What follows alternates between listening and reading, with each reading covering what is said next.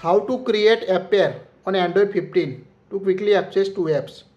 Swipe up and hold to view all recent apps. Now tap the app icon to split app. Here we select this. Now tap on a split screen. Make sure now select the second app to use as a split screen. Now here we select. Now you can see at the top YouTube application and at the bottom you can see Google Chrome. Make sure your application work as split screen to use app pair. Now when you split your screen, swipe up and hold again. Now tap on app icon. Now you can see save app pair option. Tap on it. Now you can see create shortcut at the home screen.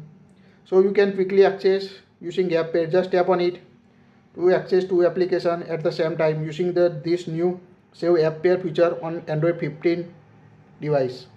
That's it. If you like it, share it.